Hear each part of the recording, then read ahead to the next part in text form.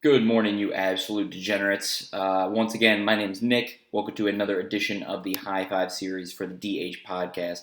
Today is Monday, September 28th, and all people want to talk about is football. Understandable, so that's what we're going to focus a little bit of our time on today. So first off, before we get to a lot of the NFL, the NBA Finals are set. The Celtics most likely set a record for most double-digit chokes in a series. Game 1, Game 2, they lost one in their win in Game 5, and then again they choked another one in Game 6 to lose. So there's at least 4 double-digit leads that they lost that I can count on the top of my head. They had the opportunity to close out the series. They clearly couldn't. That most likely should have been a 6 or 7 game series. It did go 6, but Heat ended up advancing. So LeBron's former team versus his current team. Eric Spoelstra knows the ways of LeBron. That's who he really worked with to become the great type of coach that he is today. So you're going to see a lot of Miami, LeBron's, Spoelstra, Pat Riley storylines, things like this. Don't expect the Heat to fold.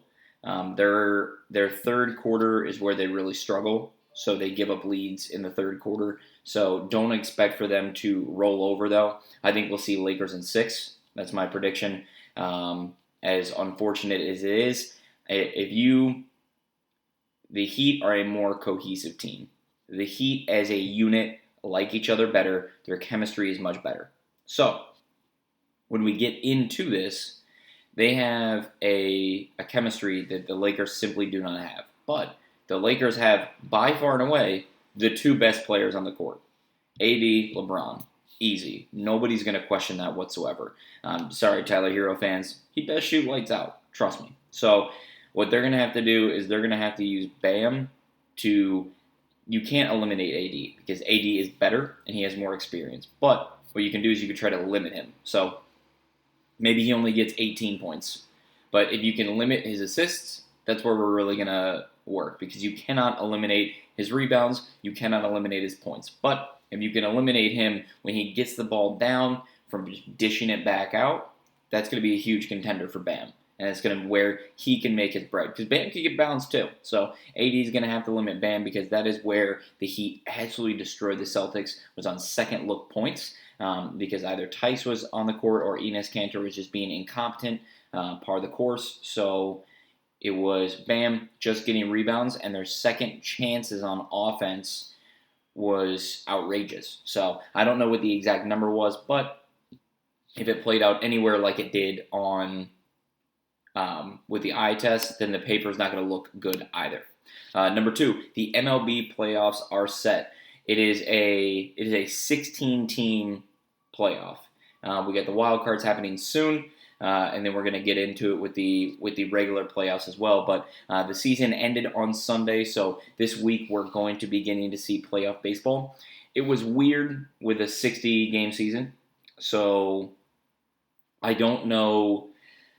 At this point, I really don't know if anybody really knows, because these guys are fresh. So let's start there. These guys are fresh. People have been caring more about the season because it's more crunch time, that it's not 162 games. So you're able to pay more attention than you ever were before. So a couple of matchups that I'm really excited to see is I'm excited to see the Braves and Reds. I know it's a 2-7, but the Reds are streaking right now. Bauer's absolutely crushing it. So pay attention to that one because that one's going to be a really fun.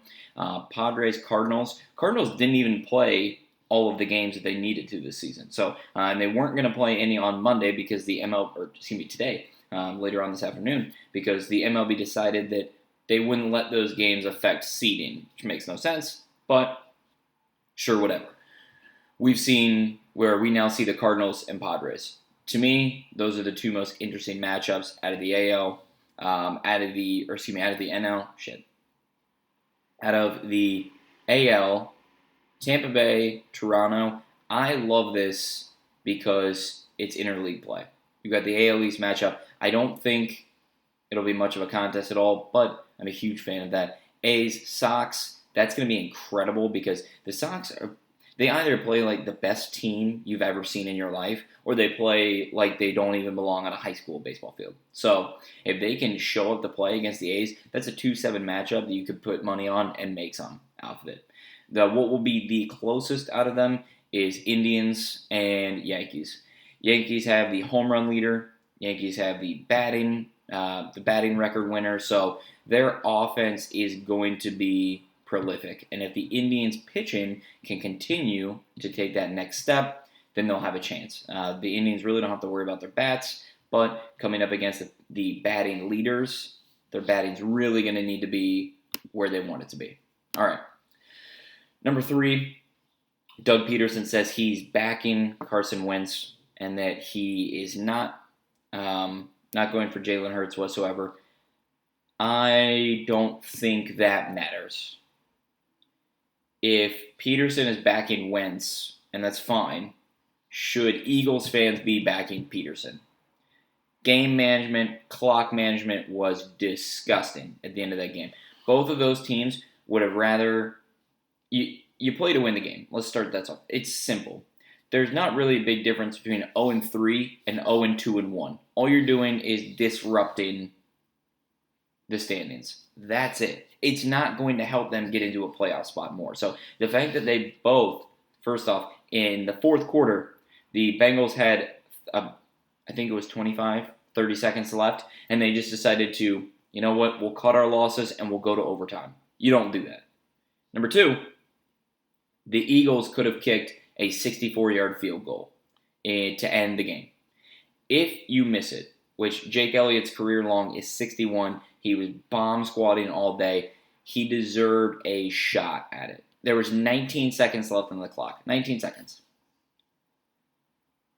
If you miss that, then the Bengals get the ball back on their own 45. Okay? Now we can start to think about this. Bengals on their own 45. That means that the Eagles were so disapproving of their defensive performance that they could expect a rookie in his 3rd NFL game, who hasn't won a game yet, to march down and at least get them into field goal territory, where a terrible field goal kicker would then make it. That is how little confidence they had in their defense. But no, they didn't kick it. They went for it, and they turned it over. So now the Bengals had the ball. They punted. They didn't go for it. They pinned the Bengals deep. No Hail Mary, no nothing, no attempt to win the game. What they do is instead they just run a running play and just shrug their shoulders for a tie. Both Zach Taylor, both Doug Pederson should be called into the GM's office, should be called into the owner's office, screamed at. Poor game management all across the board. I'm more disappointed in Doug Pederson. One, because the Browns are going to take, it's what it's like being a Browns fan, but the Bengals should take anything that they can get. Tie is a really cheap way to get there, but the Eagles should not be this bad. Doug Pederson had the balls to call the Philly special in the Super Bowl. And what happened there? It worked. But you're not even willing to go for a game-winning field goal in Week 3 against the Bengals. To me, that is disgusting all across the board. Both coaches, obviously, the team's not going to reprimand them. They need to at least apologize to their team. Because if I'm Carson Wentz, and if I'm Jake Elliott, and if I'm their defense, I now know that my organization does not trust me. I now know that for a fact. The fact that they just, shrugged and moved their shoulders and say, all right, well, that's okay. We'll get them next time. No. That was terrible. That was something that should never happen. And even if the Eagles lost it, let's say that we saw in Auburn, Alabama, the kick 6, to where Jake Elliott kicks it and he misses. The Bengals somehow catch it in the back of the end zone and run 109 yards for a win. Well, we tried. Nobody would blame you. Nobody would say going for a tie is a good thing. It is not a good thing. It's being able to say, hey, we are constantly trying to win this game, and we try until the whistle blows. I can live with that. So, Doug Pederson, hot seat time. Hot seat time. Get with it. Number 4, Falcons blow another lead, the same to the Bears. Houston drops to 0-3, both of them drop to 0-3. We expected the Houston.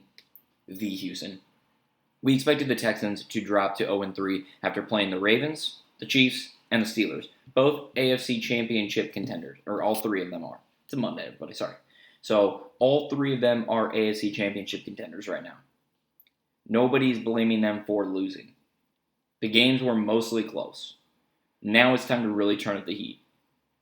If they don't go 3-3 or 4-3 and have a crazy bounce back, then Bill O'Brien needs to be let go. After trading away the farm, after doing things, he should not be allowed to keep both, or either for that matter. He should not be allowed to keep either GM or head coach. You need to restart because this whole GM coach experiment has failed. Don't let him do it again. Don't be fooled. Don't let him just resign out of one and keep the other.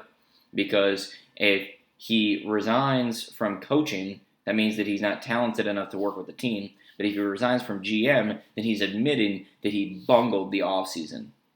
So, fire him. Why not? Falcons drop into 0-3. That is pitiful. Multiple double-digit point leads blown. Bad. Falcons are going to Falcon. They are on my fraud list. Quick fraud list. Cowboys, Falcons. A couple other fraud teams that I've got. I'm high on Seattle. I'll just leave you with those for now. Keep in mind that that they added people. They added Gurley in the offseason. So they took from the Texans and still were able to drop to 0-3. So watch for that dumpster fire to keep going for 13 more weeks. All right. Finally, number 5, Monday Night Football. Chiefs, Ravens. Ravens are minus 3.5. The over-under's at 54.5. That's the easiest over-under of all time. Because last night, Packers, Saints, and the offenses aren't as explosive. The line was 52, and they still covered. So this line could be at 59.5, and I'm still taking it. Each team will put up at least 30. I'm confident about that. Some side bets that I like. You can bet for Patrick Mahomes or Lamar Jackson to score 2 touchdowns or more. Mahomes is plus 2,000 and Lamar's plus 450. With the way that the Chiefs run their offense, it's more likely we'll see that out of Mahomes because now that Mark Ingram is continuing to take that step forward, that Mahomes still want to help out Clyde Edwards in that regard. So check that out. I'm not confident on the Ravens minus 3.5. But what I am confident about is the prop bet for Mahomes plus 2,000. Make it happen. Easy smash on the over. We're going to be great. It's going to happen. All right, everybody. Let us know if you won any money or if you lost any money or if you just want to chat it up at DH Podcast on Twitter, Instagram. You can follow us here. Follow us on Spotify, Apple, wherever you get your podcast from. All right, everybody. Catch you on Wednesday.